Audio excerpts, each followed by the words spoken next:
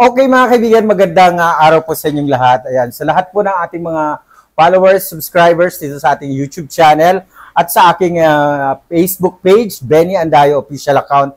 Please paki-subscribe nyo na po ang aking YouTube channel para updated po kayo sa ating mga ilalabas na mga balita about sa Yulo family. Of course, sa mga gusto yung iba pang mga mainit na balita, abangan nyo po dito sa aking YouTube channel dahil dito lamang po yan mapapanood nyo ang totoong balita. Of course, ito na nga po mga kaibigan, yung pag-uusapan natin, yung natuloy na rin, di ba may pinangako si Manong Chavit Singson na 5 milyon sa Yulo family kapag sila ay nagkaayos-ayos. Pero di ba hindi nga nakipag-ayos si Carlos Yulo at hindi siya naakit sa 5 milyon ni Chavit Singson, kaya dinedma niya ito. So,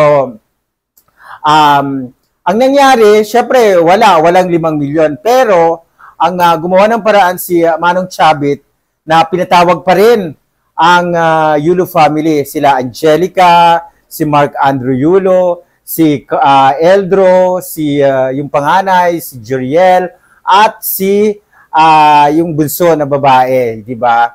Eto na nga mga kaibigan, nagpunta sila. So, the night before na mag-flight sila going to Singapore, si Mrs. Yulo at yung mga iba pa niyang anak na pumunta sila sa Japan kasi sinamahan ni not Japan, Singapore, ni Mrs. Yulo si Jeriel kasi si Jeriel nagtuturo din ng gymnast, mga kids ang tinuturuan niya. So may competition din sa Singapore yung mga estudyante ni Jeriel.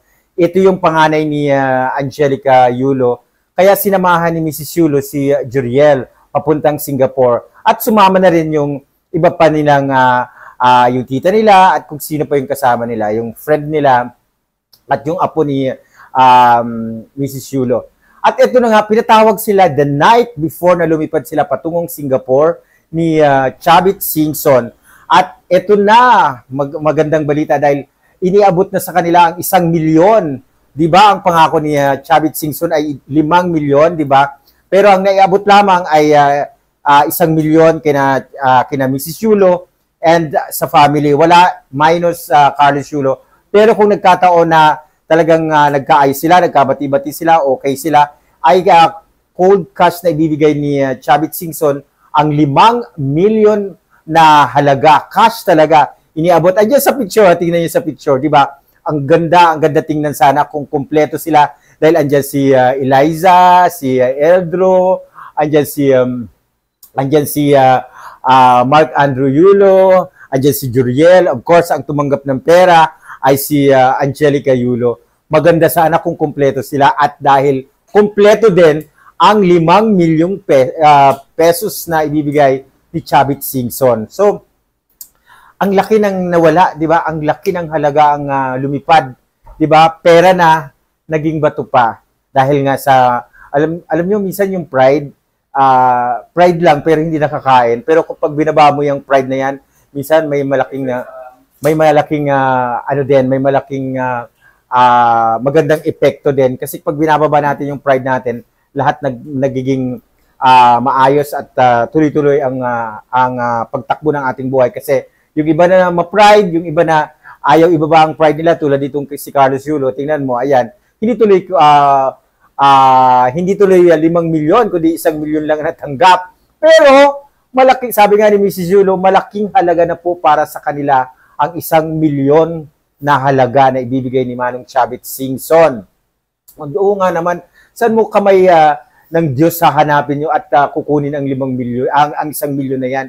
Ang 1 milyon, sabi ni Mrs. Yulo, ay sapat na para sa kanila dahil kahit pa paano makapag-umpisa na rin sila, di ba, araw-araw nga nagla-live selling si Mrs. Yulo. At isa rin pala sa mga pakay niya, kaya sumama siya sa Singapore kasi di ba uso yung pasabay na yung mga gano'n na nagpapabili tapos papatungan mo na lang sa kung magkanong halaga.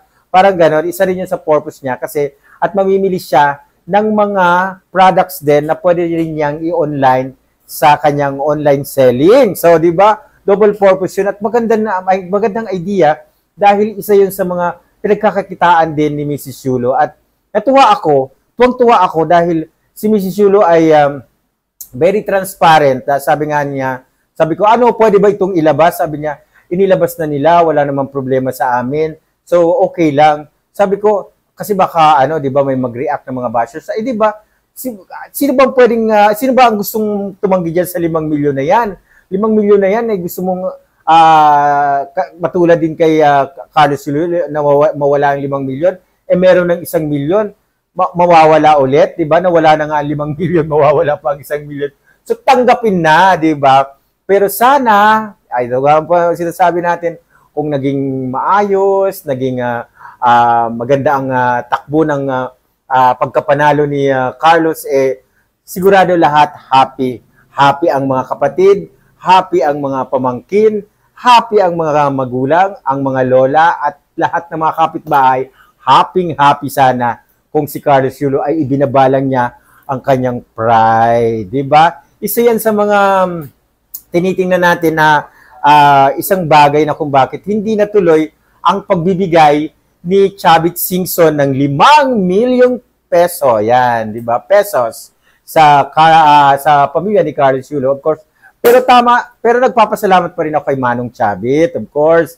Pasalamatan pa rin natin sila, yung mga pamilya ni Manong Chavit Singson, dahil binigyan pa rin nila ng pamasko na 1 milyon ang Yulo family. Of course, tama na yun kasi may magagamit sila para sa kanilang kung ano man ang pwede na nila ibili yun ng lupa, tapos pagtayuan na nila ng pag mag-ipon na lang sila para mapatayuan ang lupa na mabibili nila if ever na pwedeng ganon. So, pero sana masaya kung ngayong Pasko okay na sila, ngayong Pasko ay magkakasama sila, makikita natin in one frame na kasama si Carlos, kasama lahat ng mga kapatid niya. Masayang-masaya siguro tayong lahat. So, sana, kaya lang, magiging masaya kaya kung kasama si Chloe, pero ginagaranti ako sa inyo, hindi mangyayari yon dahil ayaw nga talaga ng pamilya ni Carlos kay Chloe. Ayan. Yan ang totoong dahilan kung bakit hindi sila magkatagpo-tagpo, magkapanagpo because of Chloe. Ayan. So, kung walang Chloe, baka matagal na yan sila nagkaayos. Baka matagal na yan sila nagka-chikahan. Dahil ngayon pa lang, siguro iniisip na ng mga Yulo family na kailangan na namin mag-move forward para makapagpatuloy sa aming mga buhay. Di ba? Kailangan naman talaga yun. Kailangan naman nila yun. Kailangan naman ng pamilyang Yulo na pagpatuloy ang kanilang mga buhay dahil sila din ay may buhay. So, kailangan din naman nila yon, kailangan naman nila ng mabuhay sa tamang pamamaraan. Pero sabi nga nila, hindi kami aasa kay Carlos Yulo na buhayin kami. Kaya malalakas pa daw, sabi ni Angelica, malakas pa kami at kayang-kaya pa namin mabuhay. Diba? Mamuhay. Tama nga naman, diba? And one thing na gustong-gusto ko kay Mrs. Yulo, dahil yung parang very independent siya eh. Hindi siya yung nakaasa lang. Sabi nga, sa kanya may humihingi daw sa kanila ng balato after na manalo ni Carlos Yulo. That time, kinabukasan, di ba? Nanalo kahapon. Ngayon, marami daw pupunta sa bahay nila para maghingi ng balato. Sabi naman ni Mrs. Yulo, ako ba ang nagtumbling at ako ba ang may premyo? Kumbaga, pinadaan niya na lang sa biro. Kasi, syempre, di ba, wala, di ba, ni singkong wala, di ba? So, tawa na lang siya ng tawa. Sabi niya, ano ba yan? Akala ng tao, may balato na makukuha sila, sabi niya sa akin. Pero nakakatuwa dahil game si Mrs. Yulo sa mga ganyan, kahit biro-biroan, game pa rin siya. Pero, diba, pero sa kabila ng biro-biroan, malungkot yun, diba? Sino ba ang masaya sa ganung pangyayari? Ikaw ba masaya ka sa ganun? Diba? Masaya ka na hindi ka nirecognize ng yung anak, diba? And, masaya ka ba na hindi naging buo ang pamilya mo na dahil dun sa pera, tuluyang nagkahiwa-hiwalay kayo, di ba? Pero hindi naman sa pera talaga. Ang main reason talaga dyan yung pakipagrelasyon ni Kaloy kay Chloe na parang hindi yata boto ang pamilya ni Kaloy. So, irespeto na lang natin kung anong mga desisyon nila. Irespeto na lang natin kung ano ang mga buhay na gusto nilang gustong takbuhin ang kanilang mga buhay. Ayan, irespeto na lang natin lahat at wag na natin silang i-bash kasi tao naman din sila at lahat naman sila ay nagkakamali. Lahat naman tayo ay nagkakasala. 'Di ba? Lahat tayo ay may pagkakamali. So tanggapin natin kung sino nagkamali, magpakumbaba kung sino nagkamali siyang sumuko dahil wala naman sa tao, hindi naman kabawasan sa tao na tanggapin ang pagkakamali, 'di ba? At ang paghihingi ng sorry ay hindi kabawasan sa pagkatao ng isang tao, 'di ba?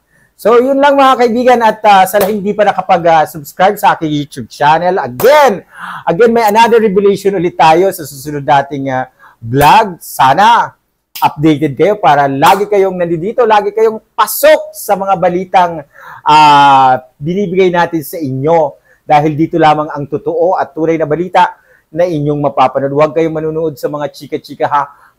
Ano lang kasi ako talaga first hand report yan na ibibigay ko sa inyo dahil kaibigan natin ang mga Yulo family at ibibigay ko sa inyo ang tunay at buo at detalyadong balita. Maraming salamat! Bye-bye!